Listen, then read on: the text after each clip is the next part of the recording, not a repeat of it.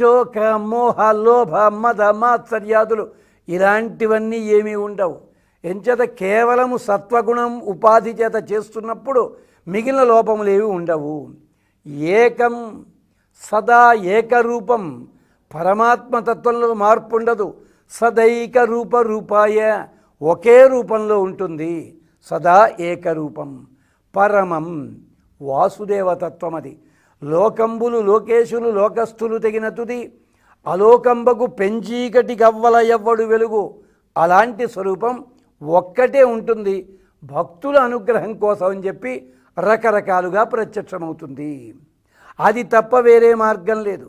అంచేతనే అధాతో బ్రహ్మ జిజ్ఞాస, సత్యం జ్ఞానం అనంతం బ్రహ్మ అంటూ అన్నిటిలోకి కూడా జ్ఞానమును ప్రధానంగా చెప్పడంలో ఉద్దేశ్యం ఇది. అంటే బ్రహ్మ తప్ప మిగిలినంతా మిథ్య అని చెప్పడంలో అంతరార్థం ఇది. అంటే నువ్వేది తీసుకున్నా కూడా విజ్ఞానముతోటే ముగుస్తోంది. విజ్ఞానమే ఒక్క తత్వం ఉంది. ఏక విజ్ఞానేన సర్వ విజ్ఞానం అని చెప్పి మనకు ఉపనిషత్తులో గాథ ఉంటుంది. ఏ ఒక్కడి తెలిస్తే అన్నీ నీకు తెలుస్తాయో అలాంటి తత్వం తెలుసుకో, పరమాత్మ తత్వం నీకు వస్తుంది అని చెప్పారు. అంచేత ముగింపుని కూడా వైదిక పరిభాషలో చేస్తున్నాడు. యజ్ఞ పశు వక్ని అశేష ఋత్విక్ సోమ సుర స్వర్గమయశ్చ కాయ ఇత్యాది కర్మ ఆశ్రిత మార్గదృష్టం భూరాది భోగస్య ఫలాని తేషాం. అంచేత నీవిప్పుడు తింటున్నది, తాగుతున్నది, అనుభవిస్తున్నది, కావాలనుకున్నది ఇవన్నీ కూడా భగవంతుని స్వరూపమే అని చెప్తూ, యజ్ఞము భగవంతుని స్వరూపమే. యజ్ఞంలో ఉపయోగించే ఉపకరణములు కానీ బలి పశువులు కానీ అవి కూడా భగవంతుని స్వరూపమే. యజ్ఞంలో ఉపయోగించే అగ్ని అది భగవంతుని స్వరూపమే. ఈ అగ్నికి ఆరాధన చేసే ఋత్విక్కులు, యజుర్వేద పండితులు, సామవేద పండితులు వీళ్ళందరూ కూడా భగవంతు స్వరూపమే. సోమలత ఇది కూడా భగవంతుని స్వరూపమే. స్వర్గాపవర్గ పదవులున్నాయి, అది భగవదిచ్చగా లభించే లోకములే. అంచేత కర్మని ఆశ్రయించి ఉంటాం కనుకనే నేను ఈ యజ్ఞం చేస్తాను, ఈ ఫలితం పొందాను, ఇలా చేశాను, ఇలా నష్టపోయాను అంటున్నావు. కానీ అన్నిటా ఉన్నది పరమాత్మ మాత్రమే. మనమంతా యజ్ఞాలు చేస్తాం, పశువులని తీసుకొస్తాం, అగ్ని ఋత్విక్కు సోమం ఇవన్నీ కూడా విడివిడిగా చూస్తాం.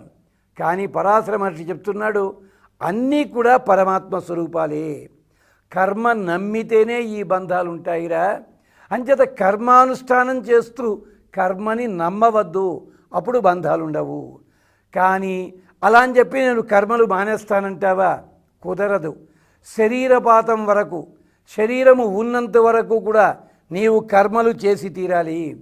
కుర్వన్నేవేహ కర్మాణి జిజీవిషేత్ శతగుం సమాహ. నేను చేయాల్సిన పనులన్నీ చేసేసా కనుక నేను మోక్షం పొందాలి కనుక శరీరాన్ని వదిలిపెడతాను, వదిలిపెట్టడానికి వీల్లేదు. శరీరము ఉన్నన్నాళ్ళు కూడా కర్మానుష్ఠానం చేసి తీరాలి. ఇది కర్తవ్యముగా చేస్తేనే నీకు ప్రమాదము. కర్తవ్యంగా చేస్తూ జీవనం ఉన్నందులకు భగవదాజ్ఞగా చేస్తున్నాను అన్న మనసులో భావన ఉన్నట్టయితే కర్మలు నిన్ను బంధించవు. దీనికే ఒక విచిత్రమైన ఉదాహరణ చెప్తారు. ఎవరినైనా చంపిన వాడికి శిక్ష పడాలి కదా. కానీ ఓ మహానుభావుడు ఉన్నాడు, ఇప్పటికీ అతని వయసు 52 ఎంతో ఉంటుంది. 37 మందిని చంపాడు అతను. మరి శిక్ష ఎందుకు పడలేదు? ఏమీ కాదు, ఒక జైలులో తలారి ఉరి తీయమన్న వాళ్ళని ఉరి తీయాలతను.